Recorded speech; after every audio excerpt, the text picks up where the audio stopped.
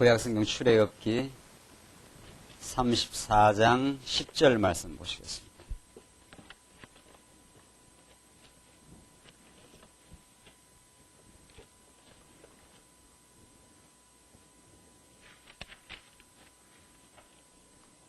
하나님의 말씀 구약성경 출애굽기 34장 10절 말씀입니다. 이 차이신 줄 알고 봉독 드리겠습니다. 여호와께서 가라사대 보라 내가 언약을 세우나니 곧 내가 아직 온 땅 아무 국민에게도 행치 아니한 이적을 너희 전체 백성 앞에서 행할 것이라. 너희 머무는 나라 백성이 다 여호와의 소위를 보리니 내가 너를 위하여 행할 일이 두려운 것임이니라. 너는 내가 오늘 내게 명하는 것을 삼가 지키라. 보라 내가 내 앞에서 아모리 사람과 가나안 사람과 헷 사람과 브리스 사람과 히위 사람과 여부스 사람을 쫓아내리니 너는 스스로 삼가 내가 들어가는 땅의 거민과 언약을 세우지 말라. 그들이 너희 중에 올무가 될까 하노라. 너희는 도리어 그들의 단을 헐고 그들의 주상을 깨뜨리고 그들의 아세라 상을 찍을지어다. 너는 다른 신에게 절하지 말라. 여호와는 질투라 이름하는 질투의 하나님임이니라. 14절까지 우선 봉독드렸습니다. 조금만 더 크게. 우리 지금 출애굽기 말씀을 통해서 하나님이 어떠하신 분이신가를 우리가 지금 확인해 가고 있습니다. 성경을 우리가 볼 때마다 전날에 늘 그 성경을 잘못 이해하고 하나님의 말씀을 늘 곡해했던 그 중요한 그 원인 중에 하나가 성경에서 내가 어떻게 행해야 될 어떤 도리, 행해야 될 어떤 그 규범을 성경에서 자꾸 찾으려고 합니다.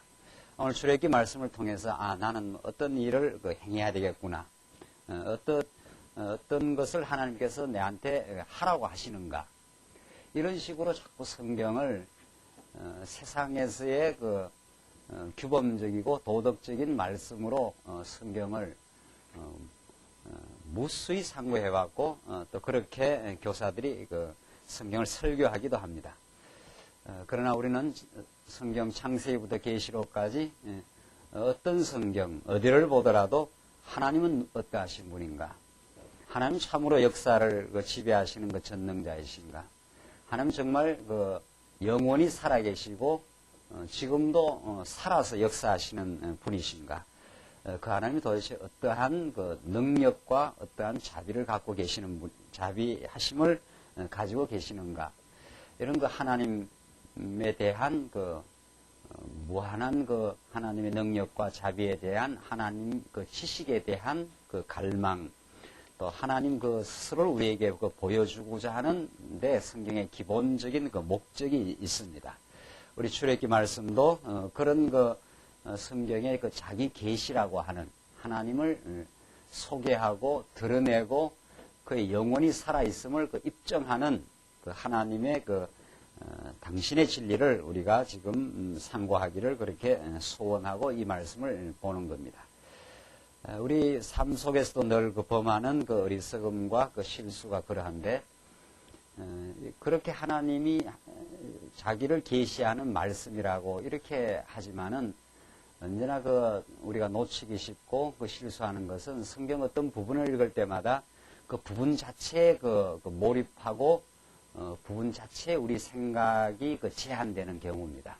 우리가 지금 출애굽기서를 지금 34장을 공부하는데 여러분은 이미 이 자리에 나오실 때 출애굽기 1장부터 쭉 그 흐름을 그 기억을 하셔야 되고 더 나아가면 창세기부터 지금 출애굽기 34장까지 오기까지 어떤 그 전제와 어떤 그 하나님의 그 언약의 그 배경 속에서 이 출애굽기 34장이 놓여져 있는가 이런 전체적인 그 틀을 그 구조를 그 얼개를 꼭 생각을 하시고 이 본문을 보셔야 합니다. 그래야 이 본문이 말하고자 하는 참으로 살아계신 하나님, 그 언약의 그 신실하신 하나님의 그 능력과 그 주권을 우리는 발견하게 됩니다. 우리 인간이 타락한 이후에 하나님에 대한 그 전망을 하나님과의 그 관계가 그 단절된 이후에 인간은 보이는 그 현상에 또 오늘 주어진 당면한 그 과제에 헐거 치우쳐지고 삐뚤어지기 쉽도록 그렇게 되어 있습니다. 쉬운 정도가 아니고 이미 인간의 사고방식 자체가 이 현상 세계에 보이는 세계에 내한테 지금 부닥치는 그 현실 자체에 기울어지도록 이미 구조화되어 있습니다. 그걸 우리는 타락한 죄성이라고 합니다. 하나님을 떠나버렸기 때문에 하나님보다도 이 피조 만물을 하나님 자리에 놓고 숭배하기 때문에 인간은 어떤 경우에도 치우쳐지도록 그렇게 되어 있습니다. 그 모든 삐뚤어짐, 빗나감, 그 방황과 혼돈을 정립해 주는 것은 오직 하늘로부터 내려오는 하나님의 계시의 말씀밖에 없습니다. 그 외에 우리의 그 생각의 중심을 바르게 잡을 수 있는 어떤 근거도 이 세상에는 없습니다. 어떤 공부를 하고 무엇을 어떤 노력을 하고 어떤 시도를 해도 인간의 그 방향의 그 빗나감, 그 혼돈으로부터 그 우리를 정립시켜주는 그런 진리는 없습니다. 하나님의 말씀이 우리에게 그렇게도 소중한 것은 위로부터 내려오는 그 계시의 말씀, 이미 방향을 그 흐트리고 있는 또 어떤 부분에 그 집착되어 있는 우리의 사고방식을 전체를 볼 수 있도록 조망할 수 있도록 하나님의 그 관점에 의해서 삶을 바라볼 수 있도록 해주는 것은 계시의 말씀밖에 없다는 거죠. 그래서 오늘 우리 출애굽기 말씀 오늘 34장을 우리가 읽어나가면서 오늘 이 부분이 전체 구조와 흐름 속에 놓여져 있는가 이것을 언제나 살펴봐야 됩니다. 오늘 출애굽기 34장인데 오늘 이 부분은 34장, 35장, 36장 이 정도 오늘 시간 되는 대로 공부를 합니다만은 오늘 이 본문이 놓여져 있는 맥락은 하나님께서 이스라엘 백성들에게 무슨 언약을 주는 좀 장면입니까? 시내산 언약을 주는 그 한 장면입니다. 출애굽기 32장에서 하나님께서 그 이전에 시내산 언약을 주었는데 32장에서 이스라엘 백성들이 범죄하는 장면 기억나십니까? 이제 오늘 34장을 공부하려면 그 전에 또 지금 아침밥 하고 밥 드시고 오늘하고 바쁘고 이느라고 언제 생각하고 왔겠어요? 혹시라도 지하철 타고 오면서 오늘 34장 공부할 차례지 이쯤 되면 아주 엑셀런트한 학생이고 말이죠. 아주 탁월한 학생이고 그런 거 저런 거 없이 오늘 성도대학 나가면은 성경 피면은 다 가르쳐 주니까 그렇게 하고 나오시면은 아주 좀 수준 낮은 학생이고 그렇습니다. 안 그렇고 아주 탁월한 학생 같으면은 지난주 공부했던 것을 한 2주 동안 계속 반추하고 생각하고 그것을 삶에서 누리고 이렇게 하다가 오늘 오셨으면 이거 말할 것도 없이 이제 선생보다 나은 학생이 되는 거죠. 이제 그렇게 더 좋은 학생이 되는 수가 있습니다. 자, 우리 지금 기억을 하시면 오늘 34장 이 공부를 하기 위해서 32장을 알아야 되고 그전 더 나아가서 창세기 처음부터 다 흐름을 알고 있어야 된다. 이렇게 되어 있습니다. 안 그러고는 34장은 알 길이 없습니다. 그동안 너무도 성경을 우리가 설교하고 공부하고 할 때 전체 맥락을 못 잡고 출애굽기도 하나 공부하는 것이 아니라 출애굽기 몇 장, 몇 절 이렇게 들어가 버리는 거 아닙니까? 거기에서 설교를 해버리니까 무슨 이야기를 어떻게 하겠느냐는 거죠. 그것은 바다 속에서 그 바늘 하나를 찾으려고 하는 거나 똑같습니다. 태평양 바다에 끼어 들어가가지고 바늘 하나 찾아내라는 거하고 똑같아요. 찾을 수가 없습니다. 절대로 없습니다. 성경은 전체에서 부분이 해석해 들어가야 그 부분의 의미가 드러나도록 그렇게 되어 있다는 거죠. 자, 그러니까 출애굽기 오늘 34장에 이제 하나님께서 이스라엘 백성들의 모세를 통해서 이스라엘 백성들에게 범죄한 이스라엘 백성들입니다. 범죄한 이스라엘 백성들에게 두 번째, 2차로 두 번째 언약을 다시 체결하는 장면입니다. 1차 언약을 체결했는데 범죄했다는 거죠. 이것이 시내산 언약입니다. 그러면 시내산 언약은 또 어떤 맥락에 놓여져 있는가 하면은 하나님께서 이스라엘 백성들을 애굽에서 자손 언약한 대로 그 번창을 시키고, 이게 이제 자손 언약 아닙니까? 자손 언약을 하나님께 주셨는데 애굽에서 번창을 시키고 이제 광야로 끄집어냈습니다. 끄집어내고 이제 광야의 길을 앞으로 가서 지나 가나안 땅으로, 약속의 땅으로 두 번째 언약이 이루어지는 가나안 땅으로 데려갑니다. 그러니까 하나님이 첫 번째 자손 언약을 하시고 애굽에서 번창을 시켰다는 게 굉장히 중요한 부분입니다. 애굽에서 번창. 다른 곳이 아니라 하나님을 모르는 400년 애굽에서 번창시켰기 때문에 이스라엘 백성은 완전히 죄악된 존재입니다. 완전히 죄악된 존재. 그들을 광야로 이제 끄집어냈습니다. 끄집어내고 바로 광야길을 가게 하는 것이 아니라 무엇을 주고 광야길을 가게 한다. 이렇게 되어 있습니까? 시내산 언약을 주어 그들을 그 시내산 언약을 통해서 광야길을 가도록 하나님께 인도하신다. 자, 그런 이 전체 흐름, 자손 언약 성취 과정에 시내산 언약이 주어진 겁니다. 그러니까. 자, 이 시내산 언약을 주었는데, 1차로 주었는데 이스라엘 백성이 어떻게 했다는 겁니까? 32장에서 어떻게? 범죄했습니다. 모세가 이제, 하나님 앞에 그 시내산 언약을 받으러 간 사이에 시간이 좀 걸렸습니다. 걸려서 금방 내려오지 않으니까 이스라엘 백성이 뭐 하고 있습니까? 예, 금송아지를 만들고 우상을 섬기고, 이 금송아지가 우리를 애굽에서 인도해낸 신이라. 이 엄청난 그 반역의 시도를, 이 배반을 하나님 앞에서 이스라엘 백성들이 지금 하고 있는 장면. 여기에 하나님께서 경노하시고 다 진멸해버리겠다. 이게 모세가 이스라엘 백성과 하나님 사이에 그 중보의 역할을 하면서 아주 필사적인 기도를 합니다. 하나님, 이들을 다 멸하시면은 하나님 이름이 그 훼손되지 않습니까? 나를 오히려 이 이름을 지워버릴지언정 이들을 살려달라. 그래서 하나님과 이스라엘 백성들 사이에 모세가 아주 필사적으로 거기에 끼어들어서 이스라엘 백성들의 그 죄를 용서해달라고. 장차 오실 우리의 그 중보자 대신 메시아의 그 상징이라고 우리 지난 시간 거기까지 공부했지 않습니까?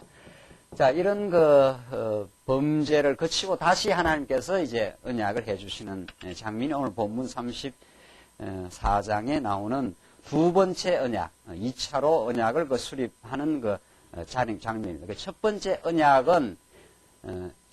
언약을 해 주었지만은 이스라엘 백성들의 그 범죄를 통해서 하나님께서는 너희들의 존재가 어떠한지를 다시 한번 재차 어떻게 한 겁니까? 확인시켜 준 과정입니다. 이것은 그래서 이 32장에 나오는 범죄는 이스라엘 백성들이 스스로의 능력으로는 하나님 앞에 나아갈 수 없는 죄인임을 확인시켜 주고, 죄인이지만 하나님께서 여전히 시내산 언약, 먼저 맺은 언약대로 그대로 그 언약을 다시 수립해 주겠다. 너희들은 만약에 이 시내산 언약이 없으면 광야에서 다 멸절당한다. 그 말입니다. 그래서 시내산 언약을 주어 성막을 만들어 준다는 거죠. 성막은 범죄한 인생을 하나님께서 어떻게 하시겠다고 하는 장치입니까? 범죄할 수밖에 없는 400년 종사를 했기 때문에 40년 광야길을 이제 가면서 거듭거듭 범죄할 수밖에 없는 그 이스라엘 백성들을 하나님께서 어떻게 해 주시겠다는 겁니까? 보호하시고 어떻게 해요? 그들과 동행해 주시겠다. 동거하겠다. 만나주겠다. 만신창이 된 신부를 신랑이 찾아와서 다시 만나주겠다. 그것이 이 성막 사건입니다. 이것이 시내산 언약이라는 거죠. 그러니까 자손 언약, 아브라함 언약이 이루어지는 과정에 만약에 시내산 언약이 없다면은 이 자손들은 전부 다 하나님의 공의의 법대로 하면 번창하지만 다 광야에서 어떻게 해야 마땅한 존재입니까? 다 멸절받아 마땅합니다. 그러나 하나님께서 시내산 언약을 통해서 그들을 끊임없이 용서하시겠다고 하는, 끊임없이 반역하는 그들을 감싸겠다고 하는 하나님의 그 의지 표명입니다. 이 시내산 언약이. 너희들은 끊임없이 나를 반역하고 어리석어도 나는 끊임없이 너희들을 덮어주고 오래 참겠다고 하는 사랑의 그 언약입니다. 이게 시내산 언약이. 그래서 우리는 이 시내산 언약을 통해서 장차 오실 메시아를 우리에게 가르쳐주는 반역의 그 무리들을 끊임없이 참아주고 용서하고 덮어주고 그 모든 그 죄를 사해 주시는, 그래서 그들을 만나 주시는 우리 자비하신 하나님의 은혜의 손길. 그것이 이 신에 사는 이야기 너무도 자세한 방식으로 드러나고 있고 그리스도 안에서 성취되고 있습니다. 10장, 오늘 이런 맥락에서 34장 10절을 보시겠습니다. 34장 10절 말씀 다시 보시면 여호와께서 가라사대 보라 내가 언약을 세우나니 했지 않습니까? 언약을 세우나니 곧 내가 아직 온 땅 아무 국민에게도 행치 아니한 이적을 너희 전체 백성 앞에서 행할 것이라. 너의 머무는 나라 백성이 다 여호와의 소위를 보리니, 여호와의 행하시는 바입니다. 소위를 보리니 내가 너를 위하여 행할 일이 두려운 것임이니라. 너는 내가 오늘 내게 명하는 것을 삼가 지키라. 보라, 내가 내 앞에서 아모리 사람과 가나안 사람과 헷 사람과 브리스 사람과 히위 사람과 여부스 사람을 쫓아내리니. 자, 여기에 이스라엘 백성들이 이제 장차 40년 광야길을 지나서 들어갈 땅을 미리 예언해주고 있는 거죠. 자, 그러니까 하나님께서는 이스라엘 백성들이 지금 여기입니다. 시내산 여기 나와서 시내산에 와서 지금 시내산 언약을 맺고 앞으로 이렇게 지나서 3차 시련을 거쳐서 들어가는 이 땅을 미리 여기서 여기 들어갈 걸 이미 예언을 해주고 있습니다.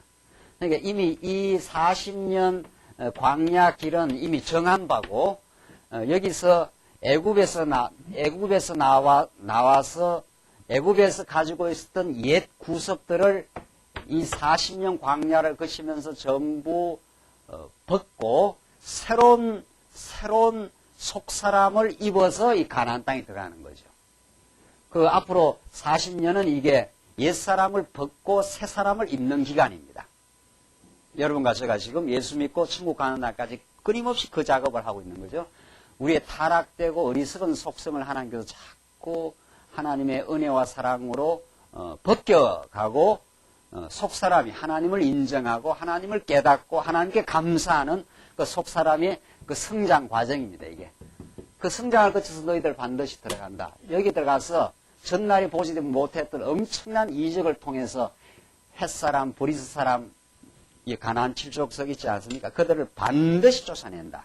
그러니까 이들은 지금 뭐 하고 있는 백성이었습니까? 여기서 나오자마자 얼마 안 돼가지고 앞으로 40년 길을 가야 되는 이 젖먹이 같은 애들, 어린아이 같은 애들, 하나님을 반역하는 이스라엘 백성들에게 너희들은 반역하지만 나는 아브라함과 맺은 언약대로 너희들을 어디로 넣어주겠다? 가나안 땅으로 넣어주겠다. 그걸 지금 이야기하고 있는 거죠. 그러니까 부모가 자식 어리석게 자꾸 해도 내가 너를 책임질 수밖에 없다. 이런 뜻입니다. 내가 너를 사랑해서 낳았기 때문에 너는 크면서 별 수작을 떨고 별로 반역을 하고 또 크면서 또 뭐합니까? 그 사춘기 때 뭐라 하고 해도 아버지는 자기를 스스로 부인할 수가 없습니다. 자기 언약을 너희들은 신실하지 않으나 나는 일향 미쁘시니, 이게 이제 디도서에 나오는 말씀입니다. 디모데전후서 디도서. 너희들은 나를 떠나가지만 나는 언제나 일향 미쁘신 하나님이기 때문에 너희들이 약속의 땅으로 들어가게 돼 있다. 이것을 가르쳐 줍니다. 쫓아내리니 했지 않았어요? 11절. 여부수 사람, 11절 마지막에 등등등등 이 가나안 7족속을 쫓아내리니 너는 스스로 삼가 내가 들어가는 땅의 거민과 언약을 세우지 말라. 그들이 너희 중에 올무가 될까 하노라. 너희는 도리어 그들의 단을 헐고 그들의 주상을 깨트리고 그들의 아세라 상을 찍을지니라. 이게 그 가나안 땅에 들어가서 너희들이 행할 바라, 이런 뜻입니다. 행할 바라. 이 말은 무슨 말입니까? 너희들은 광야에서 이미 시내산 언약을 받을 때 반역한 무리다, 이 말이죠. 반역했고 너희들의 어떤 행위로 내가 이 가나안 땅을 넣어주는 게 아니다. 너희들이 앞으로 반드시 가나안 땅에 들어가서 거기에서 영원히 하나님을 섬기고 복된 삶을 살아갈 터인데, 너희들은 너희들 스스로가 증명했듯이 모세가 가나안 시내산에서 언약을 받으러 간 사이에 범죄한 백성 아니냐 이 말이죠. 그런 너희들을 내가 용서해서 반드시 넣어주겠다. 거기 들어가서는 가거들랑 이 말입니다. 40년을 거쳐서 그 하나님의 무수한 용서와 오래 참음을 하나님께서 보여주시고 너희들을 사랑해서 들어가거들랑 아세라 목상을 찍어버려라 이런 뜻이죠. 너희가 철이 들면 이런 말입니다. 참, 이 하나님께서 그 미래를 내다보시고 미래의 그 이스라엘 백성들의 그 성장점을 하나님이 아시고 너희들이 나의 은혜를 깨닫게 되면은 이런 말입니다. 거기에 들어가게 되면 단들을 헐고 주상을 깨뜨리고 그 이방 신상을 그 섬기는 그 단이 있잖아요. 그걸 다 깨뜨려버려, 헐어버리라는 거죠. 그 위에 서 있는 주상을 다 깨뜨리고 그들의 아세라 상이 있습니다. 아세라 상이. 하나님을 섬기는 것이 아니라 그 우상의 그 대표적인 이름. 바알 신상, 아세라, 목상다 이런 것들이죠. 그걸 전부 다 어떻게 해라? 찍어버려라. 없애버리라는 거죠. 자, 그런 그것이 이제 정말 하나님의 그 은혜로 만극하신 하나님의 은혜로 이스라엘 백성들이 그 약속의 땅으로 들어가게 될 때 이런 뜻입니다. 너희들이 여기 들어가는 것은 전적인 하나님의 은혜지 너희들이 여기서부터 이미 나를 지금 반역을 했다. 그런 존재들이다. 그런 줄 알아라. 너희들이 여기 땅에 들어가는 것은 아브라함과 맺은 언약이 있어서 내가 그 언약에 신실한 하나님 여호와이기 때문에 내가 너희들을 낳은 아버지이기 때문에 이런 뜻입니다. 이게 지금 출애굽기서 이 본문에 나타나는 그 하나님의 메시지입니다. 그 은혜를 너희들이 알게 될 때 너희들의 그 행복의 그 모델이 되는 아세라 목상을 찍어버리게 될 것이다. 이런 뜻입니다. 우리 모든 인간은 그 하나님을 떠나서 행복을 찾습니다. 하나님 안에서 행복을 찾는 존재가 아닙니다. 우리 타락한 본성은 어떤 경우에도 우리는 하나님 안에서 행복을 찾는 존재가 아니고 세상으로 행복을 찾는 존재. 그게 아세라 목상입니다. 그게 너희들의 행복이 없다. 그것이 얼마나 헛되고 헛되다는 것을 너희들이 경험하게 될 것이다. 그 이스라엘 백성의 아브라함 이후 솔로몬까지 그 1000년의 역사입니다. 1000년의 역사가 그걸 증명하고 전도서 기자가 그것을 절규하면서 시적으로 노래하는 것이 전도서입니다. 헛되고 헛되고 헛되고 또 헛되나니 바람을 잡으려는 것이고 이 땅 위의 것으로 인간이 행복과 자기 만족을 추구하는 모든 것들을 우상이라 합니다. 하나님 외에 하나님 옆에다가 하나님과 비견될 만한 가치를 세우는 겁니다. 모든 것은 우리는 하나님으로 만족하고 하나님만이 우리의 유일한 가치고 그가 보내신 예수 그리스도만이 우리의 참된 삶의 목적이요 가치요 의미입니다. 하나님께서 이스라엘 백성들의 앞날을 내다보고 너희들이 지금 범죄하고 있고 또 40년 범죄할 것이다. 하나님 다 알고 있습니다. 하나님은 이스라엘 백성들의 과거와 현재와 미래를 다 알고 있습니다. 너희들 여기서만 범죄하는 게 아니다. 또 너희들이 잘하긴 잘하는데 가면서 끊임없이 범죄하고 너희들의 어리석음이 노출될 것이다. 그래서 내가 지금 시내산 언약에서 시내산 언약의 가장 핵심인 뭐를 지금 만들어주는 겁니까? 성막과 제물과 제사장 이 제사 제도를 하나님께서 배려해 주시고 미리 이스라엘 백성들을 보호해 주시고 용서해 주시고 그들을 만나 주시는 하나님의 그 사랑의 섭리 이것을 지금 준비시키고 있는 거죠. 하나님은 얼마나 우리를 잘 아는지 모릅니다. 여러분과 저의 연약한 그 모습을 얼마나 반역적인 모습을 잘 아시고 그것을 이미 대비하고 있습니다. 하나님. 그런 하나님이라는 거죠. 그래서 마침내 40년을 통과해서 그 땅에 들어갈 때 네가 큰 이적을 통해서 그 아모리 사람, 가나안 사람, 헷 사람, 브리스 사람 이 사람들 내가 쫓아내리니 그때 너희들 아세라 목상을 찍어라. 이 과정에서 너희들 범죄하게 돼 있다. 많이 진리 안에서 하나님의 은혜로 너희들이 충만하고 성장하고 깨닫게 되면은 그때 너희들 속에 들어있는 그 아세라 목상을 찍어낼 것이다. 이 말입니다, 지금. 이게 우리들의 신앙의 그 성장의 과정을 지금 잘 설명해 줍니다. 우리도 하나님의 은혜를 깨닫게 되면은 이제 그런 복되고 성숙한 그 삶이 이제 가능해지는 거죠.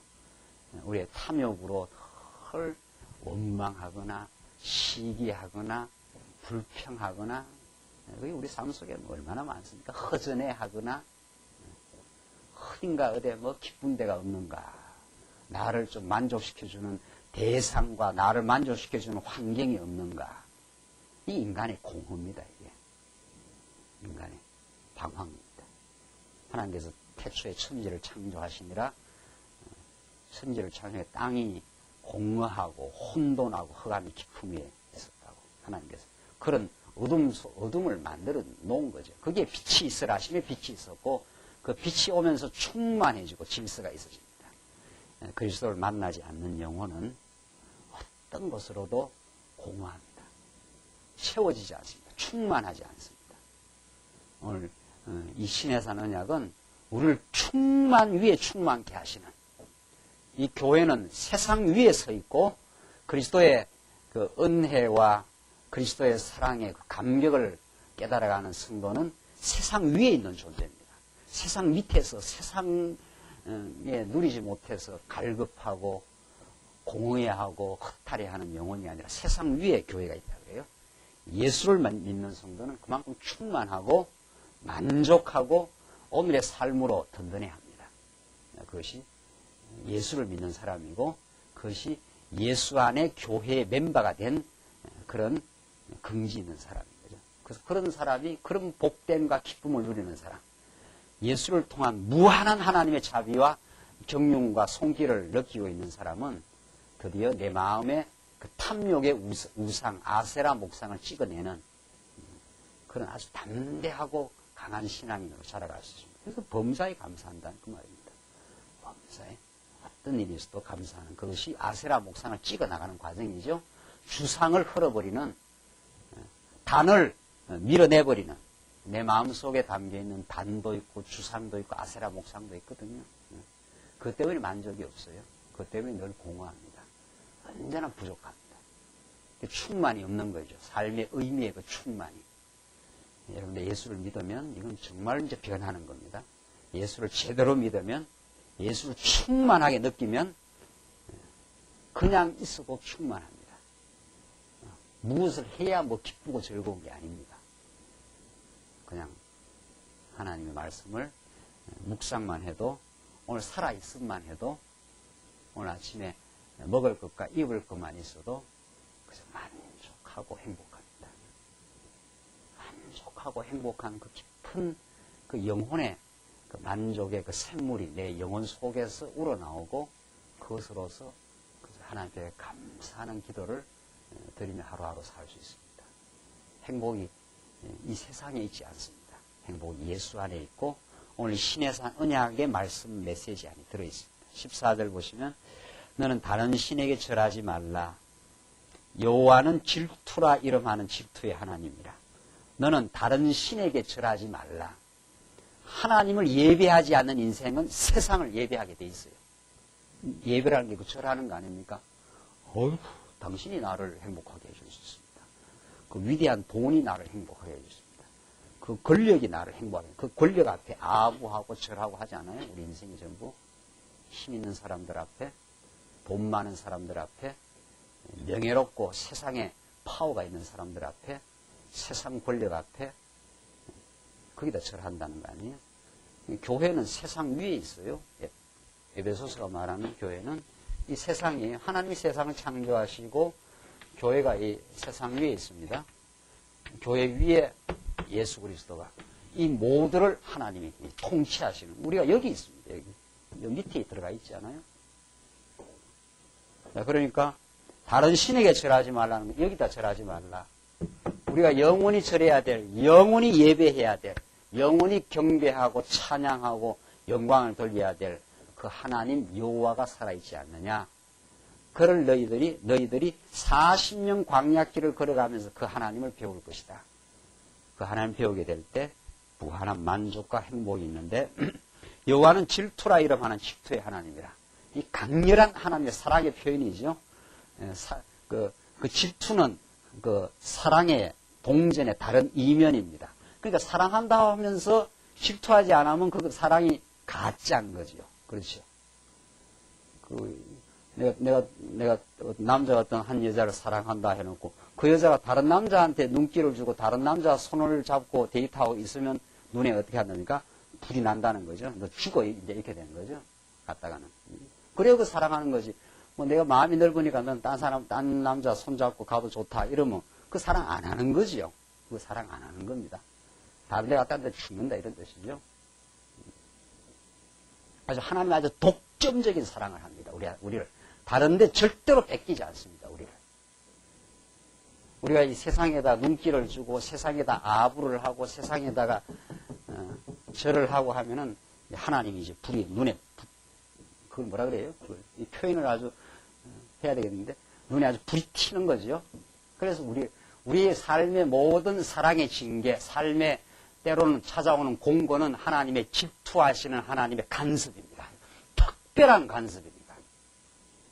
우리 삶 속에 다가오는 우리가 뭐 힘들다, 뭐 어떤 어려움이 있다는 게 우리 편에 봐서는 어렵다. 우리 편에 봐서는 내가 원하는 것이 막혔다 이러지만 하나님 편에서 내가 너를 질투한다. 질투의 사랑, 질투하는 하나님의 사랑의 간섭입니다. 만약 하나님께서 우리를 질투하지 않고 우리를 사랑하지 않으면 우리가 세상으로 아주 가도록 내버려 둬버리죠. 아주 가도록 내버려 두지 않습니다. 그쪽으로 가면 하나님께서 언젠간 찾아서 우리를 반드시 찾아내고야 맞아요. 우리를 끌어서 하나님의 자기 품 안으로 끌어당기고야만은 아주 강렬한 질투를 가지고 있는 분. 그래서 우리를 덜덜 볶습니다. 들 때는. 우리가 못 견뎌요. 못 견뎌서 어디로 오도록 가다가 가시덤불로 막기도 하고 엉뚱한 데 가면은 가시덤불로 막아놔서 가다가 막 피투성이가 되는 거지요. 저쪽에 재밌는 데 있는가 해서 저쪽으로 가다가 하나님께서 가시덤불로 막아놨다 그래요.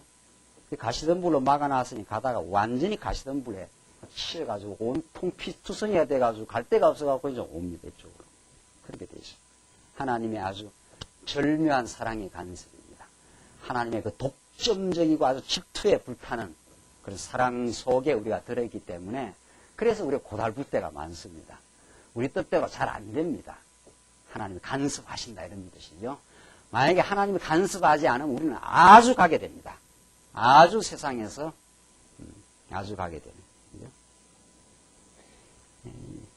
성경이 참 대단한 표현입니다. 이게 지금 질투의 하나님이라는 것은 하나님이 궁극적으로 성경은 하나님의 그 전능하심과 사랑을 계시하는 건데 그 사랑을 여러 각도로 우리가 워낙 알아듣지 못하니까 하나님께서 표현해 주고 있습니다. 15절 너는 삼가 그 따윈 거민과 언약을 세우지 말지니 이는 그들이 모든 신을 엄란히 섬기며 그 신들에게 희생을 드리며 그 신들에게 모든 희생을 다 드립니다. 그것은 반대 급부를 노리는 희생입니다. 그렇죠? 모든 이방 종교가 잘 됩니다. 기독교가 아니라도 어떤 이방 종교도 사람도 많이 모이고 돈도 잘 나오고 모든 게 잘 됩니다. 안 될 수가 없어요. 왜? 그렇게 하면은 뭐가 온다고 생각하니까 반대 급부가 온다고 생각하니까 희생을 드리면 내한테 엄청난 이 땅에 행복이 온다고 생각. 그거 안 할 사람은 어디 있겠어요? 100만 원 냈는데 뭐 얼마 돌아온다 하면은 1000만 원 돌아온다 하면 100만 원 아니라 뭐 PPC라도 내서 1000만이라도 해야 되죠. 그렇게 해서 잘 되는 겁니다. 그게. 그걸 잘 된다고 하는 거죠. 그 신들에게 희생을 드리며 너를 청하면 내가 그 희생을 먹을까 하며 또 내가 그들의 신들로 내 아들들의 아내를 삼음으로 그들의 딸들이 그 신들을 엄란히 섬기며 내 아들로 그들의 신들을 엄란히 섬기게 할까 함이니라. 너는 신상들을 부어 만들지 말지니라. 자, 그러니까 하나님께서 너희들 꼭 가나안 땅, 약속의 땅으로 넣어주겠다. 거기까지 또 인도하면서 너희를 기르겠다 이런 뜻입니다. 거기 들어가게 될 때 거기 가서 신상을 부어 만들지 말고 단들을 다 헐어버리고 주상을 찍어내고 아세라 목상을 찍어버려라. 이것이 하나님께서 하시는 당부이자 약속입니다. 이것이 이루어집니다.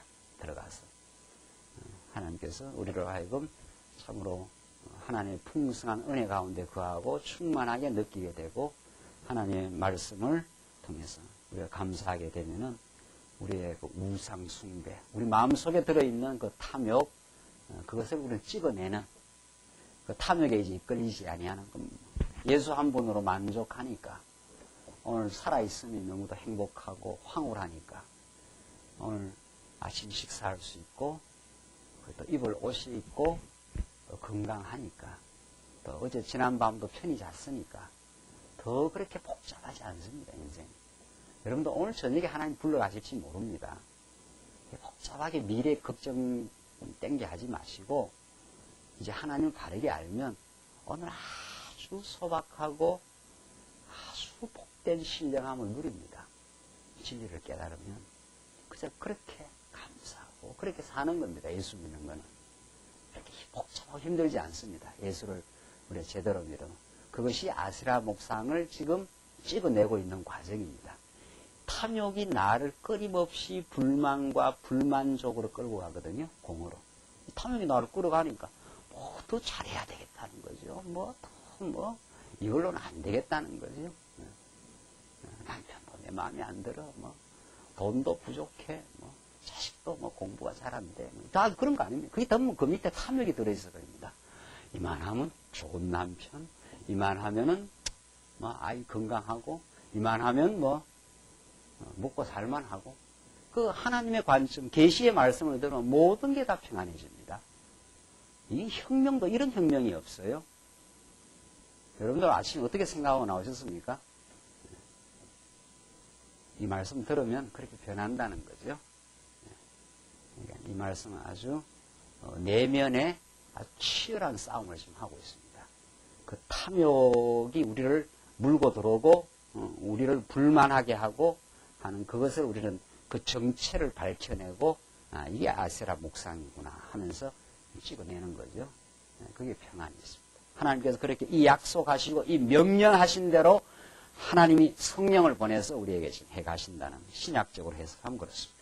18절 보시죠. 자, 이렇게 싸울 것을 잘 싸울 것을 말하고 그 다음에는 18절부터 뭐가 나오는가 보십시다. 너는 무교절을 지키되 내가 내게 명한 대로 아비볼 그 기한에 7일 동안 무교봉을 먹어라. 이는 내가 아비볼의 애굽에서 나왔음이니라. 무릇 촛에서는 다 내 것이며 무릇 내 가죽의 수컷 처음 난 우양도 다 그러하며 나귀의 첫 새끼는 어린 양으로 대속할 것이요 그렇지 아니하려면 그 목을 꺾을 것이며 내 아들 중 장자는 다 대속할지며 빈손으로 내 얼굴을 보이지 말지니라. 꼭 무교절을 지키고 초태생이나 첫 새끼를 꼭 하나님께 어떻게 하라는 거예요? 다 대속의 제물로 다 바치라. 하나님께 나올 때는 어떻게 하라? 빈손으로 나오면은 안 된다. 예배당 나올 때 그냥 나오면 안 된다. 이 말이죠. 군대에 있는 교회 다닐 때 우리 목사님이 계속 기도할 때마다 오늘 빈손으로 나오지 않게 해서 참 감사하고 주머니가 뒤적뒤적한 거 아닙니까? 오늘 그렇지 나올 때 빈손으로 안 나왔지만 그거 아니에요. 그런 거 아니고 하나님 앞에 나올 때는 꼭 구약의 이야기예요. 구약의 하나님께 바치는 제물, 초태생, 첫새끼 하나님께 꼭 바쳐야 되는 제물이 있습니다. 그 바치는 제물이 있어야 하나님이 이스라엘 백성들을 응답하시고 다 우리 이스라엘 백성들의 죄를 사해 주시는 영원한 제물에 대한 예표입니다. 이걸 오늘 이 시대에다 적용을 해가지고 빈손 들고 오지 말라고 그렇게 닥달하는 말씀이 아니라는 거죠. 여러분이 교회에다가 저 연보함에다 내는 그 연보는 어디다 갖다 바치는 게 아닙니다. 제발 그 생각하지 마십시오. 누가 그 바치면 누가 가져가기를 합니까? 우리 장로님과 회계 집사님이 그냥 세는 것 뿐이에요. 그 돈을. 김경 목사가 받아가지고 어디에다 하나님께 다시 이렇게 바치는 것도 아니고 말이죠. 이게 이방 종교의 관습이 아직도 우리에게 많이 남아 있습니다. 그게 아세라 목상 같은 생각인데, 그다 갖다 바치는 줄 알아요. 바치는 게 아닙니다. 여러분이 쓰는 겁니다, 여러분이. 여러분이 이 진리를 깨닫고, 이 복된 일에 내가 아름답게 써야 되겠구나. 이 복된 일에 내가 동참을 하고, 내가 이 복된 일에 내가 힘을 지면서, 이 복음이 널리 전파되도록 내가 써야 되겠구나. 해서 쓰는 거예요. 내고 여러분이 재직해서 어디 썼는가 확인하고 그러잖아요. 그 연말 되면 여기 씁시다 라고 회의하고, 이런 일에 써야 되겠구나 이렇게 해서 여러분이 계획하고 작정을 하지 않아요? 연말 되면 이제 또 엄청난 복을 우리가 받았으므로 그 복을 나누어 누리는, 은혜를 나누어 누리는 삶이 연보고, 여기서 말하는 하나님께 빈손 들고 오지 말라는, 이거 안 들고 오면 죽어요. 여기는 안 들고 오면 하나님을 만날 수가 없어요. 그래서 성막은 뭐가 있어야 돼요? 재물이 있어야 돼요. 이 재물이, 이 첫 새끼가, 이 초태생이, 이 실조가 전부 장차 오실 영원한 재물, 하나님께 영원히 바쳐질 재물, 그 재물이 바쳐짐으로 하나님, 이스라엘 백성이 하나님을 만날 수가 있는 겁니다. 그 재물이에요. 여러분이 교회 위해서 내는 또 쓰는 연보는 바치는 재물이 아니라는 거죠. 엄청난 재물을 받았으므로, 예수 그리스도를 통해서 그 은혜를 받았으므로 우리가 진리를 위해서 살아가는 삶이죠. 그건. 자, 그래서 이스라엘 백성들에게 무교절 지키고 초태생 내고 첫 새끼 내라, 전부 이스라엘 백성들이 제사 방법을 또 가르쳐 주는 거죠. 21절 보죠. 너는 엿새 동안 일하고 제7일에는 쉴지니 바깔 때나 거둘 때에도 쉴지며. 자, 안식일 지키라는 거죠. 이스라엘 백성은 안식일 지켜야 되지, 유월절 지켜야 되지, 그 다음 22절, 77절, 곧 맥주의 초실절을 지키고 가을에는 수장절을 지키라. 이게 전부 절기 아닙니까? 그러니까 이스라엘 백성들에게 한편으로는 아세라 목상 찍으라 하는 게 있었지 않았어요? 한편으로는 이런 것을 해라 하는 게 있습니다. 이건 하지 말라는 거죠. 아세라 목상, 바알 신상, 주상, 이건 찍어내는 일을 해야 되고, 이건 내게서 제거시켜 나갈 일이죠. 이것은 꼭 해야 되는 일입니다. 이스라엘 백성들이. 이게 다 절기요, 첫 새끼를 바치는 제사 제물이요, 다 그런 것들이죠. 그러니까 이스라엘 백성들이 이 절기를 이렇게 지킬 때마다 누구를 기억하게 되어 있습니까? 하나님 여호와를 기억하게 되어 있죠. 하나님 여호와를 기억하게 되면 또 뭐를 찍어내게 되어 있어요? 아세라 목상, 하나님만 섬기는 거니까. 이스라엘 하나님만 경배하는 존재가 된 거니까. 그러니까 하나님 외에 다른 모든 우상들을 어떻게 하게 되어 있습니까? 찍어내게 되어 있는 거죠. 여러분과 제가 지금 예수를 진리 안에서 발견하고 마음의 행복을 누리면 세상으로 우리는 행복을 안 누리겠다, 이런 뜻이죠. 세상에 우리 그것이 행복의 근본 조건이 아니라는 거죠. 그렇게 되는 거죠. 그래서 우리는 탐욕에 시달리지 않는 거죠. 그때부터. 그러니까 이스라엘 백성들에게 무엇을 하지 말라, 우상을 찍어내라 하는 거하고 하나님을 기억하라 하는 거는 동시작업이에요. 그러니까 지금 이 설명이 그렇잖아요. 무교절을 지키고 안식일을 지키고 칠칠절을 지키고 이러면서 계속 하나님이 우리를 애굽에서 건져냈습니다. 무교절 그거 아닙니까? 하나님이 여호와가 아니었다면은, 약속을 지키는 분이 아니었다면 우리는 어디에 살 수밖에 없는 존재. 애굽에서, 죄악 가운데서 노예로 살 수밖에 없는 존재. 언제나 죄악에 시달리는 존재를 건져내어서 이 적각구리에 흐르는 땅에 우리를 넣어주신 하나님. 여러분과 저로 말하면 예수 안에 있게 하신 하나님. 우리 광야교회 멤버가 되어서 이렇게 진리 안에 살 수 있도록 하신 하나님. 이런 뜻입니다. 오늘 우리 성도대에 와서도 말씀을 듣게 하신 하나님. 그 하나님의 은혜가 나를 지켰고 나를 인도하시고 지금 나를 보호하신다고 생각하신 하나님. 그래서 은혜의 감격이 있으면 여러분이 집으로 돌아가서 전보다도 훨씬 비탐욕적인 삶을 사는 거죠. 덜 불평하는 삶을 사는 거죠. 더 충만한 삶을 살 수 있는. 그게 아세라 목상을 어떻게 한다는 거예요? 찍어내가는 과정이죠. 그게 아주 영적인 싸움입니다. 그런 아주 치열한 싸움이 우리 내면 속에 있습니다. 그 싸움을 우리가 참으로 수행하고 그 싸움에서 승리를 만끽하고 그것이 예수를 성숙되게 믿는 길이고 행복하게 믿는 길입니다.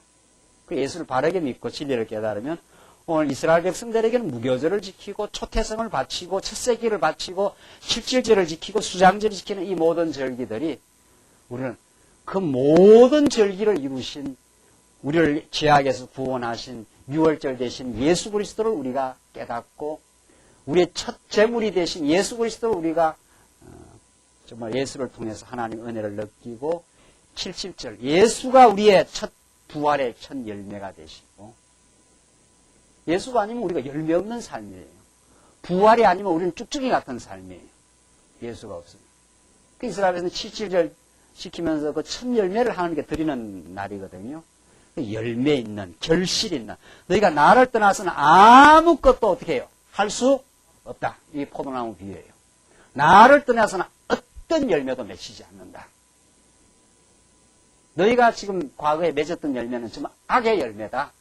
어둠의 열매다. 이 말이죠. 시기하고 원망하고 미워하고 갈등하고 공허해하고 우울해하고 거짓 행복에 도취되고 다 어둠의 열매들입니다. 우리가 뭐 그거밖에 더 있나요?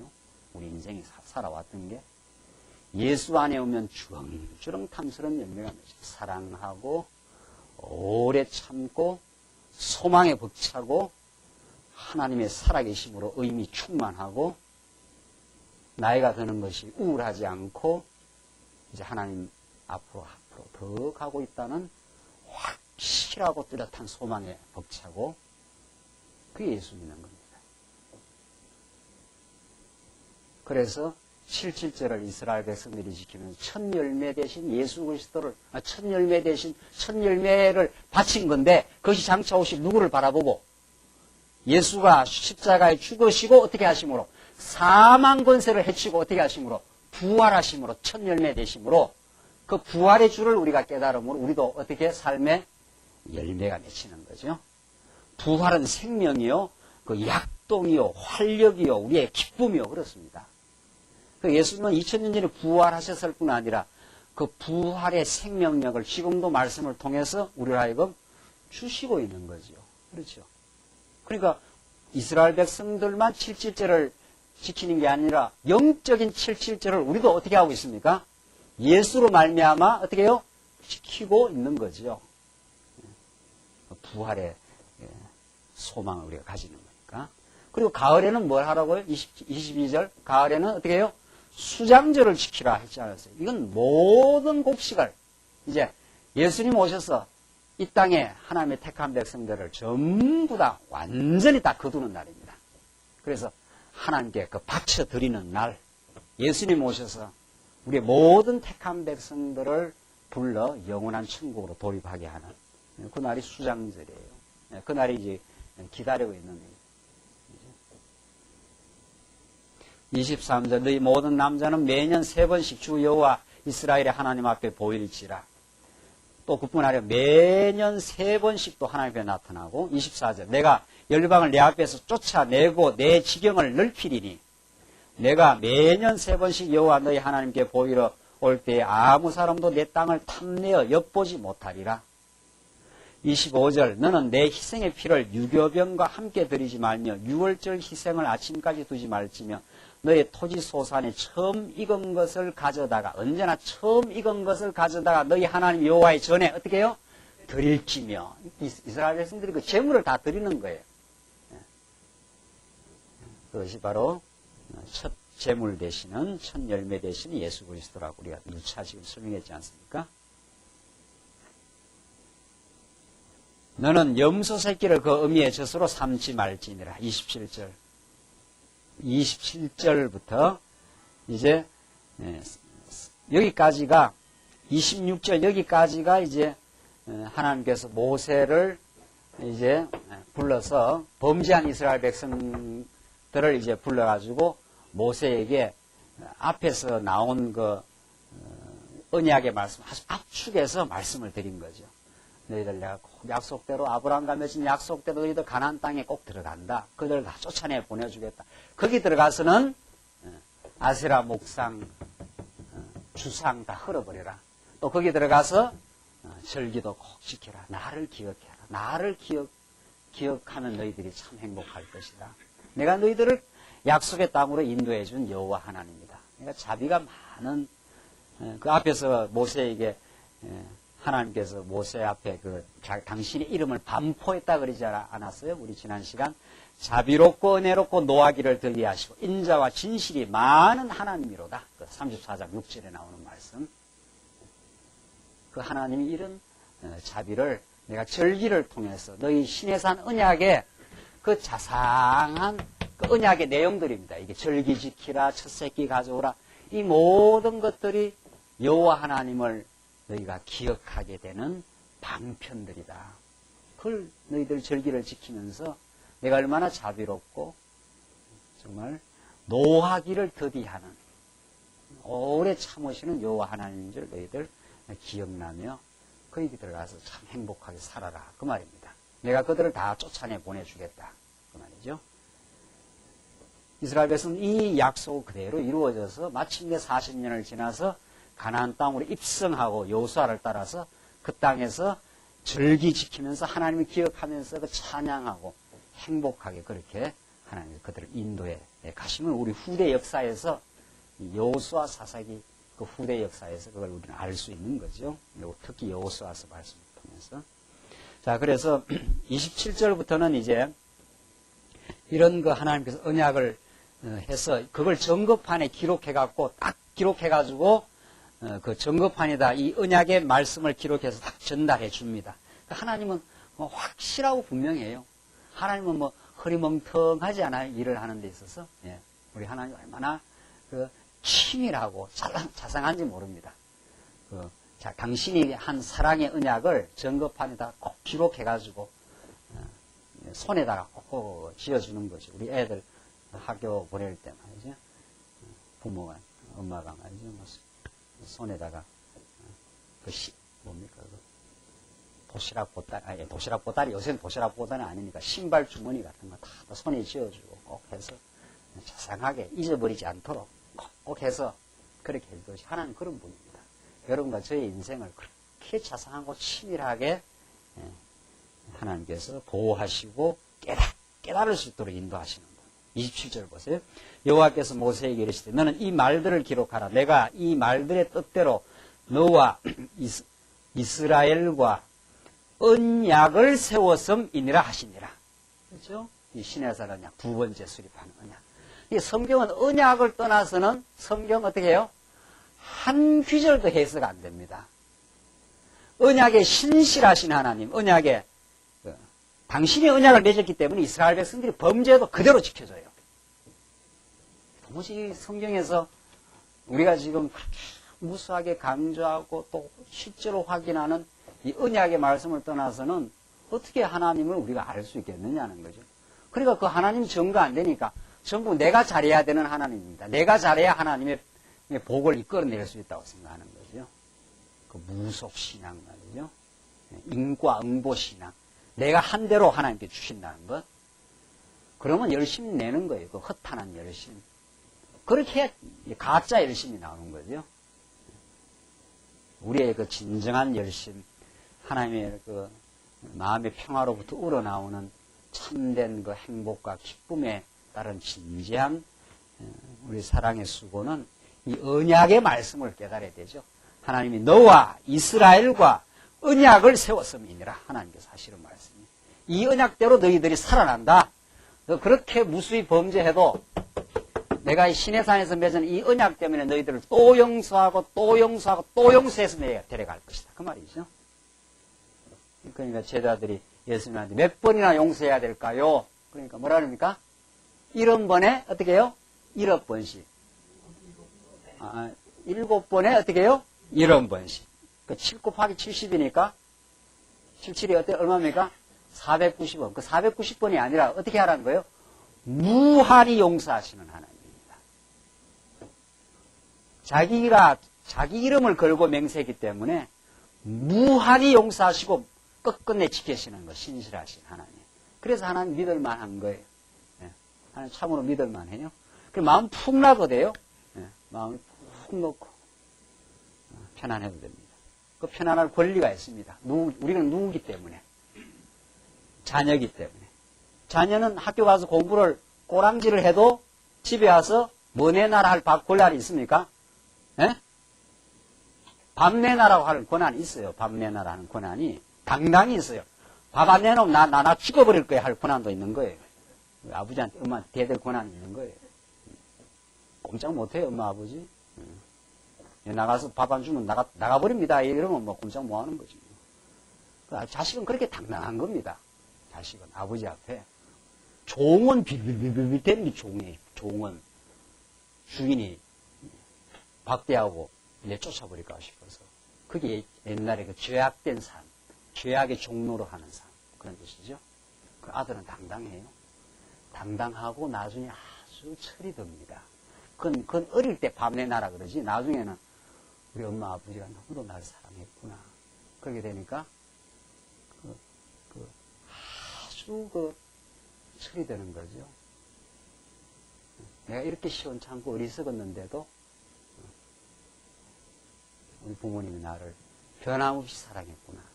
그래서 무한히 겸손해지고 감사해지고 철이 듭니다. 우리가 그런 거죠.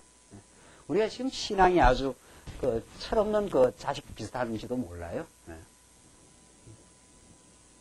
그 철이 많이 들면 무한히 감사하고 주를 위해서 우리가 늘 무엇을 할까 생각하고 부모님 많이 편찮으시지요. 힘든 것 좀 안 하셔도 되고 제가 노력하죠. 아버지 자식이 그렇게 철이 들면 그런 나온다는 게 철이 없으면 밥 내놔라 또 뭐 내놔라 용돈 달라 용돈이 왜 모양이냐 뭐 이 정도로 나오는 거죠.